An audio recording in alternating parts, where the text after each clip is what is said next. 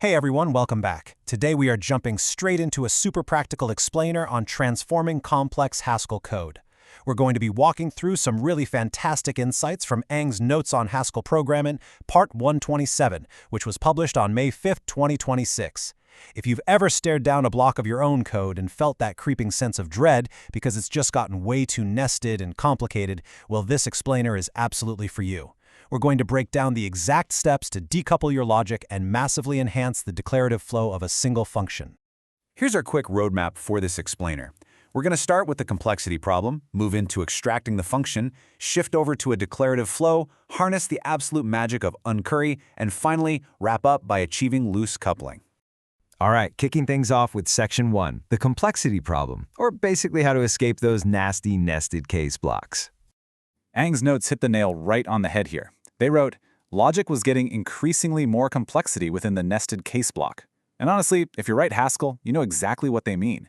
Readability just tanks as logic piles up inside these nested blocks. It turns reading and writing into an absolute chore. When you've got cases inside of cases, just visually tracking the scope and the execution path becomes a massive cognitive load. You're not even reading code anymore. You're mentally trying to solve a maze. Moving right along to Section 2, extracting the function. This is our very first step back to sanity. So this brilliantly illustrates our simplest yet probably most effective initial refactoring move. We're taking the specific logic for opening a generated ebook, pulling it out of a massive, messy script, and throwing it into its very own open ebook function. You can see it right there in the type signature. Open ebook takes args and returns an IO action. Then, inside our do block, we've got a let block defining outpath, followed immediately by call process cmd args. Just by isolating this into a named function, we've already given our code a huge readability boost. We've explicitly named the behavior. Now, a quick but totally crucial detail here, especially when you're cutting and pasting to extract code, is how Haskell handles local scope. Notice how in our let block, the variables have to align perfectly. The cmd and cmd-args line must be indented exactly the same as outpath.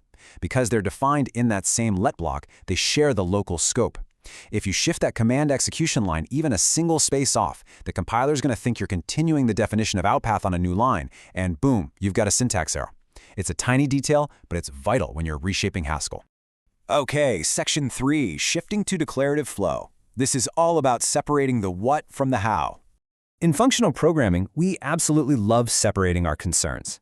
By grabbing our logic from an inline let block up top and moving it down to a where clause at the bottom, we tell the reader exactly what the function does right away. We put the how, the nitty-gritty implementation details, down at the bottom. It is pretty much always the preferable structure for helper functions in Haskell. Just look at the shift here.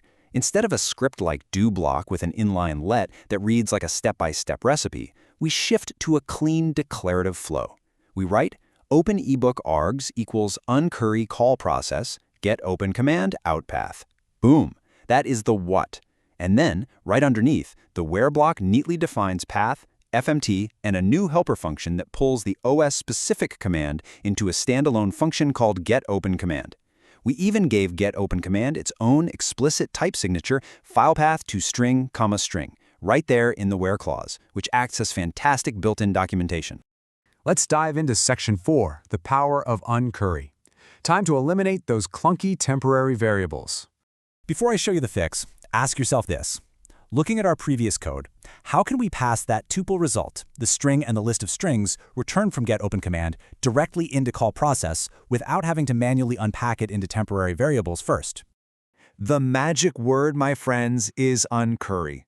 This is a beautifully simple Haskell function that takes a tuple value, seamlessly unpacks it for you, and feeds those unpacked elements as individual arguments right into another function. It is a total game changer for cleaning up function application when you're dealing with paired data. To really appreciate how much better this is, let's look at them side by side. Without uncurry, we're stuck doing manual unpacking. Let cmd args equals getOpenCommand outpath in call process cmd args. We literally have to invent temporary names just to shuttle the data around. But with uncurry, we simply write uncurry call process getOpenCommand outpath. That is it. The temporary variables are totally gone, turning the execution into a single, elegant, highly readable expression.